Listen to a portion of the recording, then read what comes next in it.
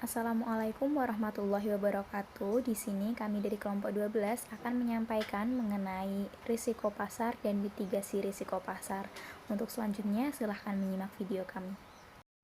Assalamualaikum warahmatullahi wabarakatuh. Perkenalkan, nama saya Eka Citra Harsmenoviana. Di sini saya akan menjelaskan tentang pengertian risiko pasar. Dalam bahasa Inggris, risiko pasar dapat diartikan sebagai market risk, di mana suatu risiko yang timbul karena menurunnya nilai suatu investasi karena pergerakan pada faktor pasar. Risiko pasar merupakan risiko kerugian pada posisi neraca dan rekening administratif,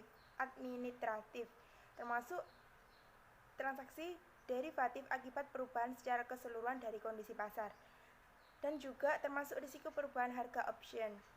Risiko pasar termasuk kondisi yang dialami oleh suatu perusahaan yang disebabkan oleh perubahan kondisi dan situasi pasar luar dan kendali perusahaan. Risiko pasar juga merupakan risiko kerugian akibat penurunan harga pasar yang terjadi karena adanya perubahan faktor pasar dan berpotensi merugikan posisi portofolio bank. Yang dimaksud dengan faktor pasar yaitu adalah suku bunga, nilai tukar, harga saham, dan harga komoditas. Faktor pasar berubah di luar kontrol bank. Risiko pasar dapat terjadi pada banking book maupun trading book. Untuk lebih jelasnya, teman-teman bisa melihat di makalah.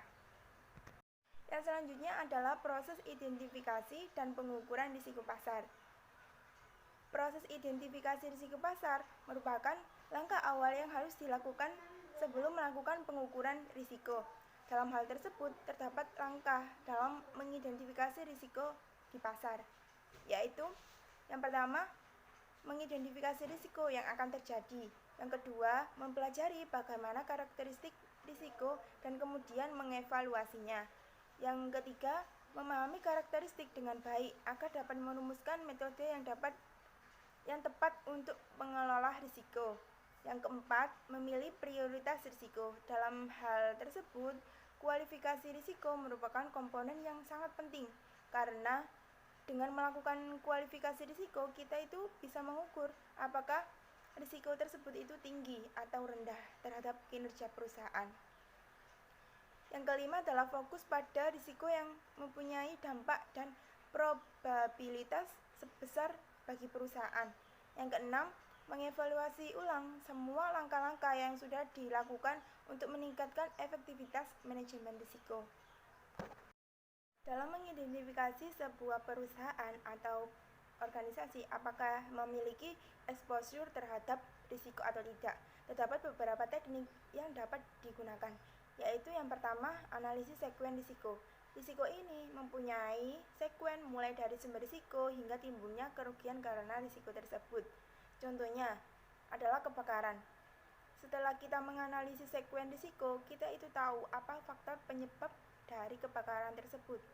Dan selanjutnya, setelah melakukan analisis sekuen ini, kita bisa melakukan pencegahan munculnya kejadian yang tidak diinginkan dengan faktor atau dengan fokus terhadap sekuen yang terjadi. Yang selanjutnya adalah mengidentifikasi sumber-sumber risiko. Sumber risiko ini dapat kita lihat dan kita amati melalui lingkungan sekitar kita, yaitu yang pertama adalah lingkungan fisik, seperti bangunan yang dimakan usia sehingga menjadi rapuh, sungai yang menyebabkan banjir, gempa bumi, badai, dan topan.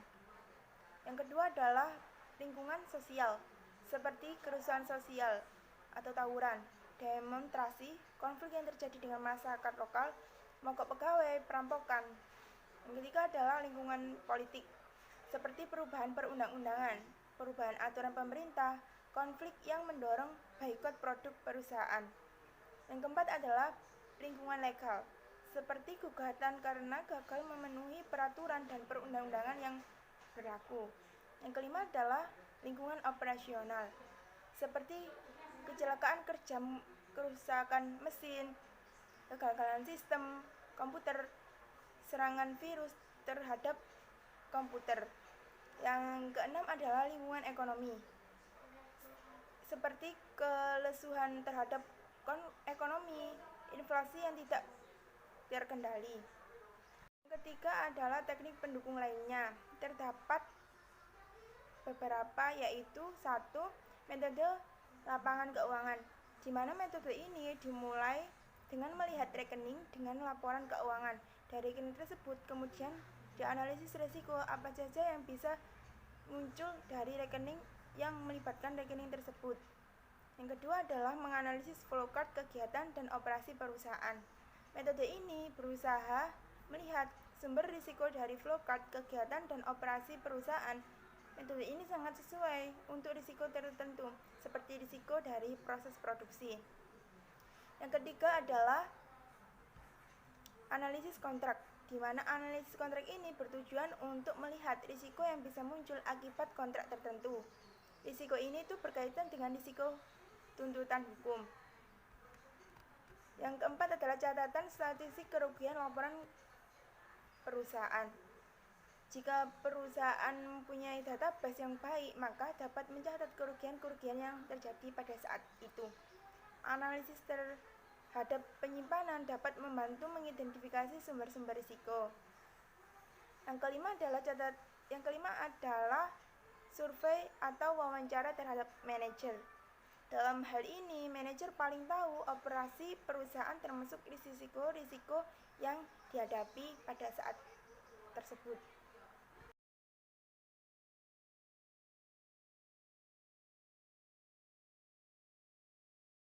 Pengukuran resiko ini terdapat teknik pengukuran resiko pasar, yakni yang pertama pengukuran resiko dengan distribusi atau probabilitas atau kemungkinan.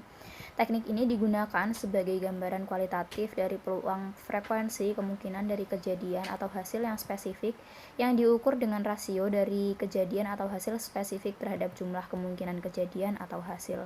Probabilitas ini dilambangkan dengan angka 0 dan 1, dengan 0 menandakan kejadian atau hasil yang tidak mungkin, dan 1 menandakan kejadian atau hasil yang pasti. Di sini ada contoh, yakni misalnya jumlah kecelakaan mobil terdiri dari segmen mobil pribadi dan angkutan umum. Beberapa besar kemungkinan atau probabilitas resiko yang terjadi ada 5 kategori, yakni yang pertama paling kecil kemungkinan terjadinya, jarang, mungkin terjadi, sangat mungkin, dan hampir pasti. Lalu yang kedua ada pengukuran resiko dengan nasional resiko. Diukur berdasarkan nilai exposure atau objek yang rentan terhadap risiko. Contohnya pengukuran risiko kredit dengan metode nosional.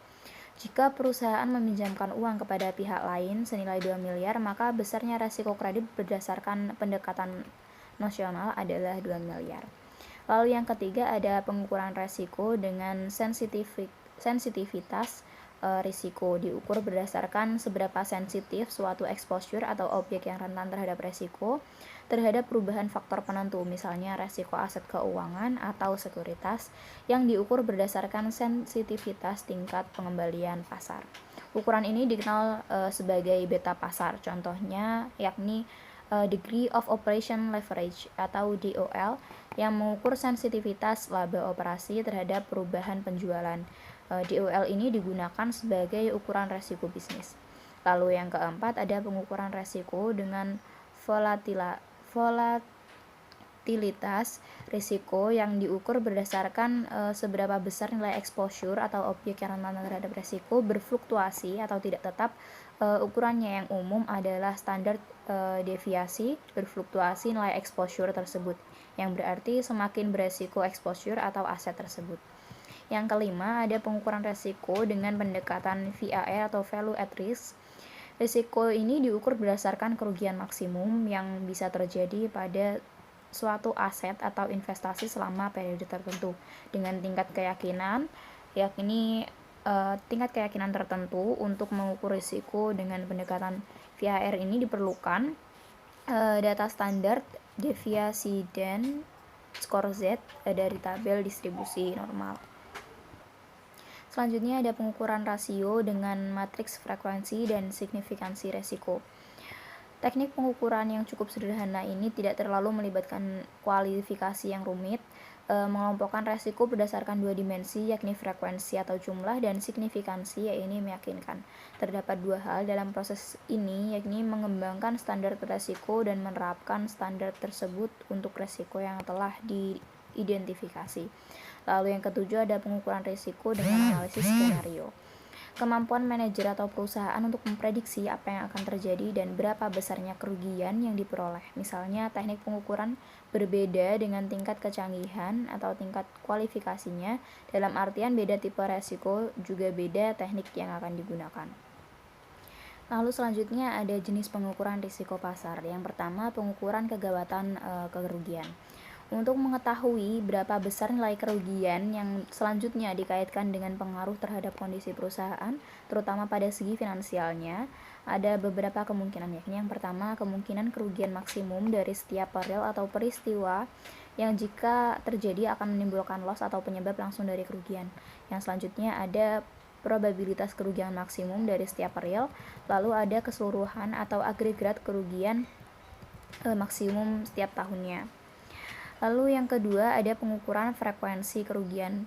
Ini bertujuan untuk mengetahui berapa kali suatu jenis peril dapat menimpa suatu jenis objek yang bisa terkena peril selama jangka waktu tertentu yang umumnya selama 1 tahun. Maka yang perlu diperhatikan adalah beberapa jenis kerugian yang dapat menimpa suatu objek, lalu ada beberapa jenis objek yang dapat terkena suatu jenis kerugian.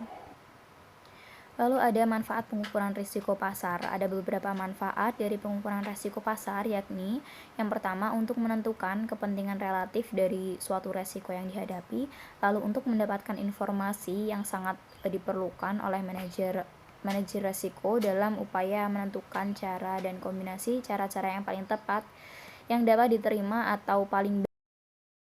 Selanjutnya adalah bentuk-bentuk risiko pasar. Terdapat 2 bentuk. Yang pertama adalah general market risk, yaitu risiko pasar secara umum. General market risk ini sering dialami oleh seluruh perusahaan yang disebabkan oleh suatu kebijakan yang dilakukan oleh lembaga terkait yang mana kebijakan tersebut mampu memberi pengaruh bagi seluruh sektor bisnis. Contohnya, pada saat bank sentral suatu negara melakukan kebijakan tight money policy atau kebijakan uang ketat dengan berbagai instrumen seperti menaikkan suku bunga BI rate. Yang kedua adalah specific market risk atau risiko pasar secara spesifik. Specific market risk merupakan suatu bentuk risiko yang dialami secara khusus pada sektor atau sebagian bisnis saja tanpa bersifat menyeluruh. Dapat dicontohkan, yang pertama adalah pemberitahuan yang dikeluarkan oleh suatu lembaga penilai di mana lembaga penilai tersebut memiliki reputasi yang sangat baik atau memiliki nama dan diakui oleh publik. Yang kedua adalah salah satu perusahaan di mana pihak manajemen atau komisaris perusahaan terlibat tindakan kriminal yang di luar biasa dan diekspos oleh berbagai media, sehingga opini publik telah terbentuk bahwa perusahaan tersebut tidak baik atau jelek. Yang ketiga adalah produk yang dijual oleh perusahaan tersebut dianggap mengandung bahan yang berbahaya atau bersifat haram. Dapat dicontohkan suatu produk makanan yang mengandung lemak babi, maka secara Islam makanan yang mengandung lemak babi hukumnya haram. Lalu yang terakhir ada metode mitigasi risiko pasar. Ini adalah bagian yang penting dari kegiatan manajemen risiko, yakni adalah perlakuan risiko yang disebut dengan mitigasi risiko. Mitigasi risiko ini merupakan perlakuan yang bertujuan untuk mengurangi dampak kerugian yang akan timbul dari kegiatan yang telah dilaksanakan. Saat memitigasi risiko, ada 3 langkah yang harus diperhatikan dan perlu dipertimbangkan. Yakni yang pertama, apa yang ingin dicapai oleh perusahaan dan apa resiko yang dapat ditoleransi oleh perusahaan. Perusahaan ini harus mengatur tingkat resiko yang bersedia diambil oleh pimpinan atau manajer perusahaan. Yang kedua ada buat prioritas atau peringkat dalam masing-masing risiko untuk kemungkinan dan kepentingannya. Dengan meningkatkan risiko, manajemen mampu untuk menentukan strategi yang akan menjadi paling efektif. Lalu selanjutnya ada menentukan atau tentukan strategi mitigasi risiko yang tepat. Ada 4 strategi mitigasi yang paling umum adalah menghindari, menerima, mengalihkan, dan mengurangi. Yang pertama adalah menghindari risiko. Apabila risiko yang timbul secara keseluruhan tidak dapat diterima oleh pemilik risiko, lalu menerima risiko apabila risiko yang timbul mempunyai dampak yang kecil, lalu mengalihkan risiko, yakni apabila pemilik risiko mengalami pengalihan risiko yang terjadi kepada pihak ketiga, misalnya seperti asuransi, lalu mengurangi risiko apabila risiko tersebut secara terukur dapat dikendalikan atau dikurangi dampaknya oleh pemilik risiko. Dalam prosesnya, mitigasi risiko ini dapat dilakukan dengan menerapkan satu metode atau lebih. Penerapan ini disesuaikan dengan target risk tolerance yang ditetapkan oleh perusahaan atau organisasi. Dalam memilih mekanisme atau metode mitigasi, perusahaan harus mempertimbangkan besarnya biaya mitigasi terhadap potensi kerugian yang mungkin akan terjadi dengan cara melakukan cost and benefit analysis. Namun dalam penerapannya, mitigasi risiko ini dapat dilakukan dengan menggabungkan beberapa metode atau mekanisme yang memungkinkan untuk mendapatkan proteksi yang optimal dengan biaya yang efisien. Sekian presentasi dari kami. Terima kasih apabila telah menyimak, dan bila ada pertanyaan bisa ditanyakan di forum. Wassalamualaikum warahmatullahi wabarakatuh.